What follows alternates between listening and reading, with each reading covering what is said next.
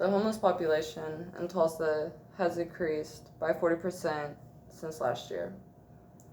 Becky Glego is an executive director of Housing Solutions, and she stated that there are more than 1,500 homeless currently, 500 being unsheltered and 200 in jail. There are shelters available, but they're all currently maxed out. The safety of neighborhoods in the community is a concern because of the increased amount of crimes being committed by the homeless population. These crimes include deaths, stabbings, thefts, property damage, and that's all accompanied by the property value being destroyed and businesses moving and boarding up their windows. Oklahoma has the 11th highest eviction rate in the country, with a very high turnover rate in jobs, and this also worsens as inflation worsens. Oklahoma also has a very alarming lack of affordable housing. The mental illness crisis is a revolving door. This includes a brief hospitalization stay. You get put on stabilizing meds, which you don't have access to after you're released. And you have very few to no housing options. People are getting released from jail, homeless and mentally unstable, with nowhere to go. There's an increased amount of disabled vets ever since the pandemic with lack of health care. This is severely impacting local neighborhoods and businesses, including vandalism and even wildlife damage along the Arkansas River. News Channel 6 reported that a young woman was working as a downtown manager at a hotel whenever she was beaten in broad daylight by a man after she asked him to quit undressing in front of her hotel lobby. This man was found to be a homeless man.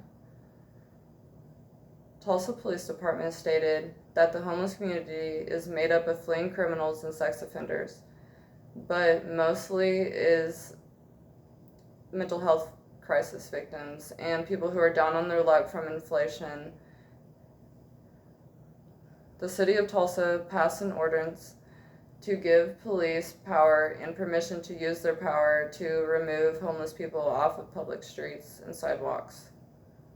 But this wouldn't solve anything. It just moves the problem elsewhere and prolongs the process to find these people their permanent homes. The police department shouldn't have this on their plate either. Mayor Bynum stated that there is no help on the streets and that these people can only grow indoors and with affordable treatment. Even though the city has started doing some good, but this isn't a solution for a deep-rooted problem. This solution is accessible housing. You're just surviving on the street, you're not living. Ken Kraft, the CEO of Hope of the Valley, stated he has started building these little tiny home villages all across LA.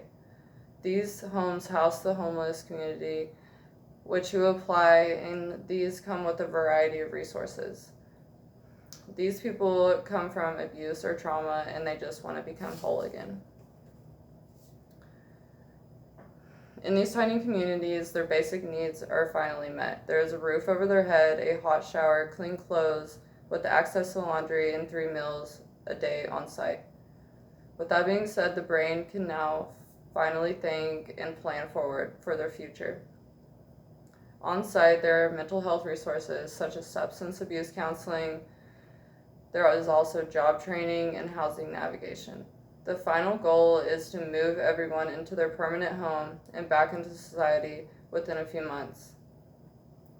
There are different location sites all throughout Los Angeles.